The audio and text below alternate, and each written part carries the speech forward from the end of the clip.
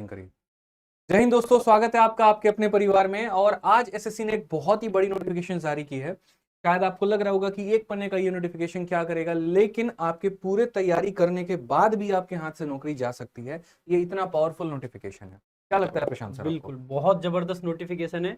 और ये एग्जाम का जो प्रोसेस है ना, जो बहुत स्लो हुआ करता था, उसको फास्ट करने की तरफ सबसे बड़ा कदम है। एक चीज मैं आपको बोलूंगा कि एक मेरे भाई, ये नोटिफिकेशन हर बच्चे तक जाना चाहिए जिसने मेंस का पेपर दिया हुआ है, इसीलिए इस वीडियो को लास्ट तक शेयर करना। बहुत इंपॉर्टेंट नोटिफिकेशन है। नोटिफिकेशन में क्या लिखा है बताइए सर। देखो, नोटिफिकेशन में लिखा है कि हमने एक नोटिफिकेशन डाला था, वो डेट वगैरह मेंशन कर रखी है, तब आया था। उसके बाद में बताया कि यहाँ पे मेंस का पेपर लिया है 2 तारीख से 7 तारीख तक। और इन्होंने कहा है कि जो फाइनल रिजल्ट आएगा उससे पहले हमें पोस्ट प्रेफरेंस भरवानी है। जैसे पहले होता था कि पहले रिजल्ट आ गया, लास्ट में पोस्ट प्रेफरेंस भरवाते थे और उसके बाद में एक लास्ट रिजल्ट आता था। अब की बार वैसा नहीं है। मेंस के जस्ट बाद में एक ही फाइनल रिजल्ट आएगा, और इस बात को बिल्कुल ध्यान से समझ लें, एक ही रिजल्ट आएगा और वही पोस्ट प्रेफरेंस के बाद में आएगा। और यहां पर इसी शब्द को इन्होंने बार बार बहुत अच्छे तरीके से ये शब्द कह रखे हैं कि आपको जो है अपना पोस्ट प्रेफरेंस का फॉर्म भरना है। ये पूरा का पूरा जब आप नोटिस पढ़ेंगे ना, तरीके से यहां पर लिखा हुआ है कि submit there option come preference department for सीजल 2022 through their respective, मतलब अपना वेबसाइट से। अब करना क्या है, जिन बच्चों ने मेंस का पेपर दिया है उनको अपना पोस्ट का प्रेफरेंस भरना है। ठीक है, ये कहां पर होगा, तो आपका जो अपना वेबसाइट है मेरे भाई, ठीक है, जो आपका यूजर नेम और पासवर्ड मिलता है, उससे जब आप लॉगिन करोगे तो लॉगिन करते वक्त एक पोर्टल आएगा और उस पोर्टल में आप अपना पोस्ट प्रेफरेंस फॉर्म भरोगे। जो लास्ट डेट है उसी समय तक आप अपना चेंज भी कर सकते हैं। ऐसा नहीं है कि आपने एक बार प्रेफरेंस भर दिया तो आप उसको चेंज नहीं कर पाएंगे, लेकिन वो लास्ट डेट तक, यानी ये डेट कब से कब तक है, 27 अप्रैल से लेकर 1 मई तक है, और 1 मई तक आप उसको चेंज मेरे भाई कर पाओगे। ठीक है, उसके बाद कोई गुंजाइश नहीं है अपने पोस्ट के प्रेफरेंस को बदलने का। साथ में एक और बात एसएससी ने यहां पर फिर से चौथे पन्ने पर एक और बात दोहराया हुआ है, और चौथे पन्ने पर फिर से उन्होंने ये बात बोली है।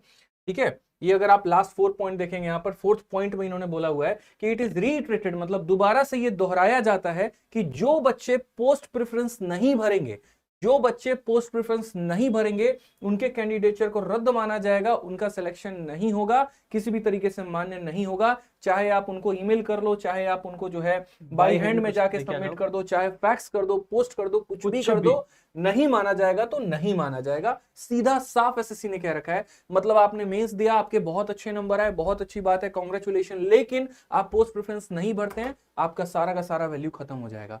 तो जो बच्चे सो रहे हैं मेरे भाई, जाग जाओ। इसीलिए मैंने कहा ये वीडियो हर उस बच्चे तक जाना चाहिए जो मेंस का बच्चा जो है प्रिपेयर कर रहा है। आप हर ग्रुप में इसको शेयर कर देना, ताकि किसी बच्चे का, मतलब कई बार ऐसा भी होता है कि सर हम तैयारी किसी और चीज की कर रहे होते हैं और छोटी छोटी चीजें इंफॉर्मेशन हमें नहीं मिल पाती है। हम सोचते ठीक है कोई नोटिफिकेशन आया होगा देख लेंगे, और पेपर के बाद पता चलता है कि ये दिक्कत आई।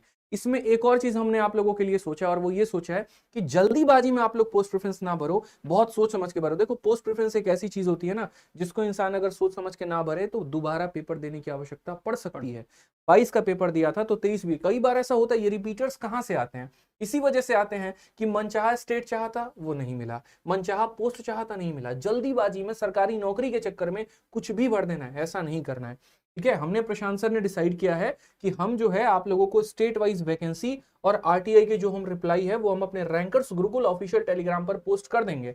उसको देखने के बाद, तसल्ली से, बड़े आराम से एनालाइज करने के बाद, अपने सीनियर लोगों से बात करने के बाद, 4-5 लोगों से सजेशन लेने के बाद, तभी मेरे भाई डिसाइड करना कि कौन से पोस्ट को नंबर 1 पे भरना है, कौन से के पोस्ट को 2 पे।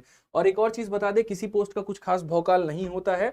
ठीक है, आप यहाँ पर ये सोच रहे हो इस पोस्ट का भौकाल है, उसमें ज्यादा कमाई है, ऐसा कुछ भी नहीं है। आज के समय बच्चे ज्यादा जो प्राथमिकता दे रहे हैं वो होम स्टेट को दे रहे हैं। होम स्टेट सबसे ज्यादा। स्टार्टिंग में ऐसा रहता है कि पोस्ट बड़ी होनी चाहिए, पोस्ट बड़ी होनी चाहिए। थोड़े दिन बाद पता है क्या लगता है कि यार अपने घर पे होना चाहिए, घर पे होना चाहिए, नौकरी होनी चाहिए। तो इस चीज का विशेष ध्यान रखना बाद में, नहीं तो फिर दोबारा पेपर ना देना पड़े, ऐसा ना हो। आज के समय हर डिपार्टमेंट में हो रहा है सर। आप देखो, सीजीएल का बच्चा 18 में भरा था, जोश जोश में ले लेता है इनकम टैक्स, फिर बाद में 20 का भर के क्या कर रहा है, तो सीएसएस मिल जाए, बस दिल्ली चाहिए, दिल्ली चाहिए। तो ये क्यों? क्योंकि हरियाणा, चंडीगढ़, दिल्ली और यूपी, ये जितने भी लोग हैं आसपास के, दिल्ली को ज्यादा प्रेफरेंस दे रहे होते हैं।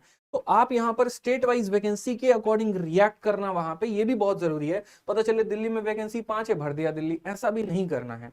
ठीक है, ये बहुत मायने रखता है मेरे भाई। आप आज के समय देखोगे ना, तो 20 से 30% लोग नौकरी इसीलिए छोड़ देते हैं क्योंकि उनका मनचाहा स्टेट नहीं मिल पाता है। मैंने मनचाहा पोस्ट नहीं कहा, मैंने मनचाहा स्टेट कहा। इनकम टैक्स ऑफिसर बन जाओगे लेकिन 2000 किलोमीटर दूर रहोगे ना, कोई फेस्टिवल कोई कुछ नहीं मना सकते हो अपने मनचाहा घर पे। प्यार भी नहीं मिलेगा हाँ, फिर। मनचाहा प्यार भी नहीं मिलेगा, एग्जैक्टली वही बात है। हाँ, मनचाहा पोस्ट मिलने से प्यार नहीं मिलने वाला है, मनचाही जगह भी मिलनी चाहिए तो तभी मनचाहा प्यार इसीलिए हम मिलेगा। लोगों ने डिसाइड हाँ। किया कि हम अपने रैंकर्स गुरुकुल ऑफिशियल टेलीग्राम पर सारा आरटीआई का रिप्लाई डाल देंगे।